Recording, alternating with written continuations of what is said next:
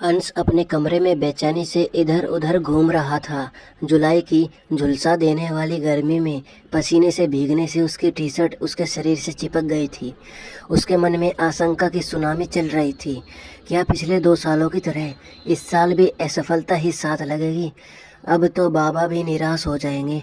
क्या मुझे प्रशासनिक अधिकारी बनाने का उनका सपना बस एक सपना ही बनकर रह जाएगा? आज अंतिम परिणाम आने वाला था, लेकिन अंश की इतनी हिम्मत नहीं हो रही थी कि किसी साइबर कैफे पर जाकर वह अपना रिजल्ट देख ले। फोन में तो वह देख नहीं सकता था, क्योंकि उसका फोन नोकिया का साधारण फोन था। रेखा ने उससे कल ही कहा था कि जैसे ही उसके पिताजी के पास अखबार आएगा, वैसे ही वह अंश को उसका परिणाम दिखाने के लिए लाएगी। अब तो दिन के 12 बज चुके थे, लेकिन अभी तक उस लड़की का कहीं अता पता नहीं था। अंश इलाहाबाद में जिसके मकान में किराए पर रहता था, उसकी बेटी ही रेखा थी। अंश रेखा के पिताजी को बाबूजी कह के बुलाता था। पिछले 2 सालों से अंश और रेखा का एक दूसरे को पसंद करते थे। रेखा अंश को उसके लक्ष्य को पाने के लिए प्रोत्साहित करती थी। लगातार 2 साल असफलता झेलने के बाद एक बार तो अंश का खुद पर से भरोसा उठ सा गया था, लेकिन रेखा उसमें नया उत्साह भरने की कोशिश करती रहती। चाहे बाबूजी से छुपाकर अंश को पढ़ने के लिए केरोसिन का तेल देना हो, या खाना ना होने पर अंश को खाना खिलाना, या फिर जिन किताबों को अंश पैसों की कमी के कारण नहीं खरीद पाता था, उनको खरीदने के लिए अपनी सोने की बालियों को बेच देना। रेखा से जो बन पड़ा अंश के लिए करती। अनपढ़ होने के बावजूद भी रेखा पढ़ाई का महत्व जानती थी। रेखा के इसी व्यवहार से अंश के दिल में रेखा के लिए जगह बन चुकी थी। लेकिन इन 3 सालों में दोनों ने मर्यादा की रेखा को पार किए बिना ही एक दूसरे को चाहा था। तभी दरवाजे पर दस्तक हुई। अंश ने दौड़कर हड़बड़ाते हुए दरवाज़ा खोला तो सामने रेखा खड़ी थी। बाहर की धूप के कारण उसका गोरा चेहरा लाल हो चुका था। पसीने की बूंदें उसके माथे पर चमक रही थी। रेखा दौड़कर अंदर आई और पास रखी एक कुर्सी पर बैठ गई। अंश ने थोड़ा झल्लाते हुए कहा, क्या जरूरत थी इस गर्मी में भागकर आने की? चेहरा देखो अपना, लाल पड़ गया है। अपनी लाल चुनरी से पसीना पोंछकर रेखा हांफते हुए बोली, तुम्हारी मेहनत सफल हुई अंश। तुमने वह मुकाम हासिल कर लिया है जिसके लिए तुमने अपनी आंखों को रात रात भर दिए की तरह जलाया है। रेखा ने अंश की ओर अखबार का एक टुकड़ा बढ़ा दिया। अंश ने देखा तो पीले मार्कर से उसका रोल नंबर सफल परीक्षार्थियों में दर्ज था। अंश ने अखबार के टुकड़े को कई बार देखा, मानो उसे अभी भी अपनी सफलता पर विश्वास नहीं हो रहा हो। रेखा कुर्सी से उठकर आई और अंश के हाथ से वह अखबार का टुकड़ा छीनकर बोली, अब तो ओम प्रकाश हलवाई की दुकान के 2-3 किलो रसगुल्ले तो मेरे लिए बनते ही है। अंश जी। अंश को समझ नहीं आया कि इस बात का वो क्या जवाब दे। उसने रेखा का हाथ पकड़कर अपने सीने पर रख दिया और कहा, देखो ना मेरा दिल कितनी जोर से धड़क रहा है। धत। यह कहती हुई रेखा अपना हाथ छुड़ाकर बाहर भाग गई। पूरी पागल है ये लड़की, यह सोचकर अंश मुस्कुरा दिया। तभी अंश को अपना सर थोड़ा घूमता हुआ महसूस हुआ। सुबह से परिणाम की चिंता में उसने कुछ खाया भी नहीं था। महीने के अंतिम दिनों में अंश की जेब वैसे भी तंग हो जाती थी। बाबा के भेजे हुए पैसों से पढ़ाई जारी रखना मुश्किल हो जाता था। अंश ने पर्स चेक किया तो उसके पर्स में बस कुछ सिक्के ही थे। अब अंश ने पूरे कमरे में पैसे खोजना शुरू किया। अपनी माँ की तरह कुछ पैसे इधर उधर खोस देने की आदत था। अंश की चादर के नीचे, पूजा घर के नीचे, बिछे हुए कपड़े के नीचे, पैटों की जेबों में, हर संभव जगह पर अंश को तलाश करने पर कुल 120 रुपये मिले। अपनी सफलता के बारे में बाबा को फ़ोन करके बताने को अंश का जी हुआ, लेकिन चाचा जी के व्यवहार के बारे में सोचकर अंश का दिल बैठ गया। बाबा के पास फ़ोन न होने के कारण वह बगल वाले चाचा के पास अंश से बात करने के लिए जाते थे, क्योंकि चाचा के पास टेलीफोन था। चाचा कभी कभी टेलीफोन का तार निकालकर बाबा को बोल देते थे कि फ़ोन में समस्या है। बाबा चाचा के हाथ में टेलीफोन का तार देखते हुए भी आंसू पोंछते हुए घर आ जाते थे। अंश ने तेजी से सारा सामान पैक कर लिया घर जाने के लिए। तभी उसे ख्याल आया कि इतने पैसों में या तो वो घर जा सकता था या तो वो खा सकता था। अब अंश का दिमाग असमंजस की अवस्था में आ गया। तभी दरवाजे पर दस्तक हुई। अंश ने सोचा कि पक्का रेखा ही होगी। आगे बढ़कर अंश ने दरवाज़ा खोला तो रेखा ही थी। उसके हाथों में एक थाली थी जो एक साफ साफ कपड़े से ढकी हुई थी। अंदर आकर रेखा ने थाली को मेज पर रखा और पलटकर अंश से बोली, आपकी शक्ल देखकर ही लग रहा था महोदय कि आपने खाना नहीं खाया है, कुछ खा लीजिए। अंश ने मेज के पास आकर थाली में झांककर देखा तो पूरी थाली खाने से अलग अलग व्यंजनों से भरी पड़ी थी। बैंगन का भरता, गोभी की सब्जी, पुलाव, अचार इत्यादि। यह दृश्य देखकर अंश की आंखों में आंसू आ गए। उसने भर्राए गले से कहा, थैंक यू रेखा, पता नहीं तुम्हारे एहसान का कर्ज जीवन भर उतार पाऊंगा या नहीं। रेखा ने अपनी लाल चुनरी से अंश के गालों पर लुढ़क आए आंसू को पोंछते हुए कहा, आज तो कह दिया, आज के बाद मेरे प्यार को एहसान मत कहना। पहले खाना खाओ, ठंडा हो रहा है। अंश ने खाना खाया। खाने के बाद अंश ने अपना बैग उठाया और जाने लगा। तभी रेखा उससे लिपट गई। हाथ में लिए बैग को छोड़ते हुए अंश ने रेखा के सर पर प्यार भरा हाथ फेरा और कहा, क्या हुआ रेखा, मैं फिर आऊँगा और तुम्हें हमेशा के लिए ले जाऊँगा अपने बाबा की बहू बना के। रेखा अंश से अलग हुई और सिसकते हुए बोली, बाबूजी मेरे लिए रिश्ता देख रहे हैं। लड़का सरकारी ऑफिस में क्लर्क है। अगर तुम नहीं आए तो कुछ कर लूँगी मैं। अंश थोड़ा गंभीर हो गया। रेखा के कंधों को पकड़ता हुआ अंश बोला, मैं ज़रूर आऊँगा। बाबूजी अगर शादी के लिए ज़्यादा जोर दे तो उन्हें अखबार वाला कागज़ दिखाते हुए हमारे बारे में बता देना। अंश ने रेखा के चेहरे से आंसू को पोंछता हुआ कहा, उसके माथे को चूम लिया और कमरे से बाहर निकल आया। गांव में जैसे ही अंश बस से उतरा, सभी गांववासी अंश का स्वागत करने के लिए ढोल नगाड़ों और फूल मालाओं के साथ खड़े थे। उनको भी अंश के प्रशासनिक अधिकारी बनने की खबर मिल चुकी थी। अंश के उतरते ही सभी गांववासियों ने उसे फूल मालाओं से लाद दिया और ढोल नगाड़े बजाते हुए कंधों पर उठा लिया। कंधे पर उठाकर ही गाँव वाले अंश को उसके घर ले गए। घर के दरवाजे पर बाबा और माँ को देखते ही अंश नीचे उठा और दौड़कर माँ और बाबा के पैर छू लिए। बाबा ने उसे उठाते हुए कहा, शाबाश बेटा, आज तूने अपने बाबा का नाम रोशन कर दिया। अंश ने भाव विभोर होकर बाबा को गले से लगा लिया। ट्रेनिंग में कुछ दिन शेष थे, तब तक अंश गाँव में ही रहा। बाबा आज पूरे गाँव में छाती फुलाकर घूमते और सबसे कहते, अरे मेरा बेटा तो कलेक्टर है, कलेक्टर। अंश उनको देख देख कर मुस्कुराता रहता। गांव वाले भी बाबा का काफ़ी मान सम्मान करने लगे थे। अंश को ये सोचकर संतोष होता कि जिस विश्वास पर बाबा ने उसे इलाहाबाद भेजा था, उस विश्वास पर वह खरा उतरा। कुछ दिनों के बाद अंश की ट्रेनिंग के लिए कॉल लेटर आ गया और अंश ट्रेनिंग पर चला गया। ट्रेनिंग पूरी करने के बाद अंश की पोस्टिंग भी हो गई। जैसे ही अंश को फुर्सत मिली, उसने तुरंत इलाहाबाद का रुख लिया। बाबूजी के घर के कुछ दूरी पर ओम प्रकाश की दुकान देखते ही उसे रेखा की बात याद आ गई।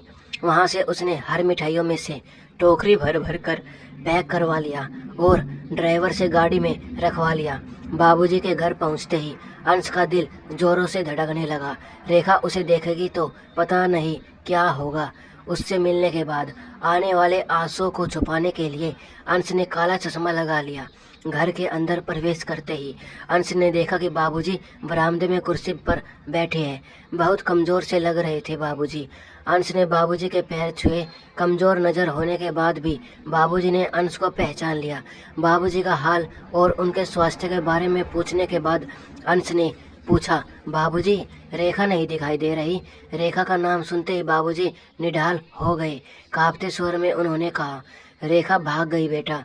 बाबूजी की यह बात सुनकर मानो किसी ने मुझे अंधे कुएं में फेंक दिया हो। मैं बाबूजी की कुर्सी के पास ही थम से बैठ गया। मैंने पूछा, किसके साथ बाबूजी? बाबूजी का चेहरा कठोर हो गया। उन्होंने सख्त होते हुए कहा, किसी के साथ नहीं, अकेले भागी है। जब से उसकी शादी का दिन तय किया था तब से गुमसुम रहने लगी थी। एक अखबार के टुकड़े को सीने से चिपकाए बैठी रहती थी। कुछ कुछ पूछो तो बस यह ही कहती थी कि वह आएगा और मुझे ले जाएगा। शादी के एक दिन पहले उसने मुझे तुम्हारे बारे में बताया। मैंने सोचा कि कलेक्टर बनने के बाद तुम कौन सा रेखा शादी करने आओगे। उसकी बातों को नादानी समझकर मैंने ध्यान नहीं दिया, लेकिन उसी रात को वह पता नहीं कहाँ भाग गई। अंश का मस्तिष्क बिल्कुल सुन्न सा पड़ चुका था उसने धीमे स्वर से पूछा, आपने उसे खोजने की कोशिश नहीं की बाबूजी? बाबूजी अंश की आवाज़ सुनकर बेबसी से उसकी तरफ देखने लगा। बाबूजी के इस तरह देखने पर अंश अपने आप को रोक न सका और घर से बाहर निकलकर गाड़ी में बैठ गया। गाड़ी में पड़ी मिठाइयों को बाबूजी को देने की हिम्मत नहीं हुई। उसने ड्राइवर से बोला, गाड़ी ले चलो। रेखा को ढूंढने की हर संभव कोशिश की हंस ने। पूरे इलाहाबाद को छान मारा, लेकिन रेखा का कहीं अता पता नहीं था। ना जाने क्या क्या सपने देखे थे अंश ने। रेखा के साथ अपनी पूरी जिंदगी बिताना चाहता था वह। समय बीतने के साथ अंश की रेखा को ढूंढने की कोशिश बढ़ती गई, लेकिन लगातार मिलती असफलता ने अंश की बची खुची उम्मीदों को भी तोड़ दिया। अपने काम से जब भी फुर्सत मिलती अंश रेखा की तलाश में निकल जाता, लेकिन नतीजा कुछ ना निकलता। अंश के घरवाले उसकी शादी के लिए उस पर दबाव बनाने लगे। अलग अलग लड़कियों की फ़ोटो दिखाना, उनसे मिलवाने ले जाना, घरवालों से जो बन पड़ता वो करते, लेकिन अंश ऐने मौके पर शादी के लिए मना कर देता। रेखा के गम ने उसे तोड़कर रख दिया था। इसी गम को भुलाने के लिए वो कभी कभी शराब भी पीने लगा। थक हार कर अंश ने रेखा की तलाश करना छोड़ दिया। अंश के बचपन के मित्र रामू ने अंश को अपने घर डिनर के लिए बुलाया। आखिरकार अंश प्रशासनिक अधिकारी जो था, अंश जाना नहीं चाहता था, पर उसके घर वालों ने उसे उम्मीद से उसे रामू के पास भेज दिया कि शायद उसका मन हल्का हो जाए। रामू का घर ढोलकपुर था। अंश अपनी कार से ढोलकपुर निकल पड़ा। अंश ने कार का रेडियो सिस्टम ऑन कर दिया। आसमान में बादल छाए थे। रेडियो पर गाना लगी आज सावन की फिर वो झड़ी है चलने लगा। अंश को ऐसा महसूस हुआ मानो यह गाना उसके दिल पर लगे घाव को कुरेद रहा है। उसे वह दिन याद आने लगा जब इलाहाबाद में रेखा के घर में रहते हुए जब मौसम का मिजाज ऐसा हो जाता, तब बिजली भी गुल हो जाती। रेखा मिट्टी का तेल लेकर बारिश में भीगते हुए अंश के कमरे में आती ताकि अंश की पढ़ाई में बाधा ना पड़े। अंश जब उस तेल से दिया जलाकर पढ़ने बैठता, तब रेखा अपनी लाल चुनरी में लगी गांठ खोलती और उसमें बंधे कुछ बादाम अंश को देते हुए कहती, ये लो अंश, सुबह उठकर खा लेना, दिमाग तेज होगा। अंश रेखा को संदेह भरी दृष्टि से देखते हुए पूछता, बाबूजी को पता है? इस पर रेखा बच्चों की तरह जोर जोर से हंसने लगती। अंश रेखा को देखते हुए मानो उसमें खो जाता। खुले और भीगे बालों से गिरती हुई बारिश की बूंदें रेखा की हंसी को और मासूम बना रही थी। हंसते हुए रेखा कहती, हम बहुत, वो क्या कहते हैं अंग्रेजी में, स्मार्ट है, बाबूजी से छुपा कर लाए है। कितना पवित्र, कितना निश्चल, कितना स्वार्थ रहित था रेखा का प्रेम। कार ड्राइव कर रहे अंश की आंखों में आंसू की बाढ़ आ गई थी। अंश पढ़ता तो रेखा उसके सामने बैठकर उसे देखती रहती। अंश बड़ी मुश्किल से रेखा को अपने कमरे से बाहर निकाल पाता, कभी धकेलकर, कभी उसे उठाकर, तो कभी बाबूजी का डर दिखाकर। दरअसल जब रेखा सामने होती, अंश पढ़ने के बजाय उसके रूप दर्शन में लग जाता। इस पर रेखा खूब हंसती और कहती, हमारे मुंह पर कुछ नहीं लिखा है कलेक्टर साहब। वंश ने कार का रेडियो ऑफ किया और सीट के नीचे पड़ी बियर की बोतल निकालकर पीने लगा। उसका दर्द उसकी आंखों से बाहर आ रहा था, जिसे वह बोतल पकड़े हाथ से ही पोंछ लेता।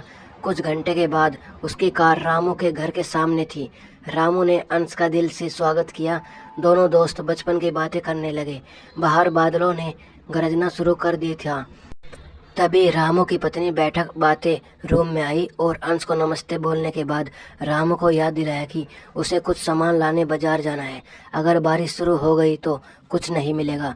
रामू ने उठते हुए अंश से कहा कि वह कुछ देर में आता है। अपनी पत्नी को अंश के लिए चाय बनाने को बोलकर रामू बाहर चला गया। अंश कमरे की खिड़की के पास आ गया। ठंडी ठंडी हवा अंश के दिल को मानो सहलाने लगी। अपनी आंसुओं से भरी आंखें बंद करते हुए अंश रेखा के बारे में सोचने लगा। तभी रमेश की पत्नी अंश के लिए चाय लेकर आ गई। अंश जल्दी से आंखें पोंछा और सोफे पर बैठकर चाय पीते हुए रामू की पत्नी से बात करने लगा। किचन से बर्तन गिरने की आवाज़ आई। रामू की पत्नी ने चिल्लाते हुए कहा, रेखा संभाल कर बर्तन मांज, जब काम नहीं होता तो छोड़ क्यों नहीं देती। रेखा का नाम सुनते ही अंश का हाथ कांप गया और थोड़ी चाय नीचे गिर गई। रामू की पत्नी को लगा कि शायद अंश को उसका आचरण बहुत बुरा लगा। अब देखिए ना भाई साहब, ये लड़की एकदम पागल है, कोई काम ठीक से नहीं करती। आपको पता है, कहती है कि किसी कलेक्टर की तलाश में घर से भागी है, उसका प्रेमी है वह। कहकर रामू की पत्नी जोर से हंस पड़ी। अंश को मानो 1100 वोल्ट का झटका लग गया हो। कप को फेंककर अंश बिजली की गति से दौड़ते हुए किचन की ओर भागा। किचन के दरवाजे पर पहुंचकर उसने देखा कि रेखा अपनी उसी लाल चुनरी से भीगी आंखों को पोंछते हुए बर्तन मांज रही थी। अंश ने चिल्लाते हुए पुकारा, रेखा। रेखा ने सर उठाकर ऊपर देखा तो उसे नया अंश दिखाई दिया। महंगी वाइट कलर की शर्ट, महंगी जीन्स, चमकते जूते, महंगी घड़ी से लैस अंश उसके घर में निक्कर और बनियान में रहने वाले अंश से बहुत अलग था, लेकिन उसे प्यार भरी आंखों से देख रहा था। रेखा अंश को देखते ही रोने लगी। दौड़कर उसने अंश को जोर से गले लगाना चाहा, लेकिन बर्तन की कालिख से सने हुए अपने हाथ और अंश की सफ़ेद शर्ट को देखकर उसकी हिम्मत नहीं हुई। अंश उसकी मनोस्थिति को समझ गया और उसे अपनी बाहों में भरकर जोर से गले लगा लिया। रेखा अंश का नाम लेकर जोर जोर से रोए जा रही थी और अंश उसके सर पर हाथ फेरते हुए कहता जाता, कुछ नहीं हुआ रेखा, सब ठीक है, अब रो मत पगली। बाजार से आ चुके रामू और उसकी पत्नी दोनों को देखकर आश्चर्य से भर गए। अंश ने रेखा का हाथ पकड़ा और रामू से तुरंत जाने की बात कही। रामू अपने और अपनी पत्नी के रेखा के प्रति बर्ताव के लिए बार बार माफ़ी मांग रहा था। अंश ने उसे कहा कि इसमें उनकी कोई गलती नहीं है और रेखा को लेकर घर चल पड़ा। रेखा ड्राइविंग सीट के बगल वाली सीट पर अंश के कंधे पर सर रखकर बैठी थी और अंश खुशियों से भरा हुआ ड्राइव कर रहा था। रेखा ने अंश से धीमी आवाज़ में कहा, आपकी कमीज खराब हो गई। हंस दिया अंश रेखा की मासूमियत पर। उसने कहा, तो धो दीजिएगा मिसिस अंश। रेखा ने कहा, मुझे लगा कि भूल गए होगे आप मुझे। अंश फिर हंस पड़ा। तभी रेखा की कार में पड़ी बियर की बोतल पर पड़ी। उसने पूछा, ये क्या है? कहीं आप तो? अरे नहीं पगली, ये जरूर ड्राइवर की करामात है, अंश ने कहा और रेडियो सिस्टम ऑन कर दिया। रेडियो पर गाना बज रहा था, दो दिल मिल रहे हैं मगर चुपके चुपके। अंश एक हाथ से ड्राइव कर रहा था और एक हाथ से अपने कंधे पर सर रखी रेखा का सर सहला रहा था। अंश ने रेखा के चेहरे को देखा। चेहरे पर कुछ कालिख लगी हुई थी और अब रेखा सो गई थी, जो और मासूम लग रही थी। अंश ने बियर की बोतल उठाई और कार के बाहर फेंक दिया। बोतल सड़क पर टूट गई और अंश की जिंदगी का वो खालीपन भी। अपने और रेखा के साथ के भविष्य की कल्पना करते अंश की कार अपनी मंजिल की ओर दूर निकल गई।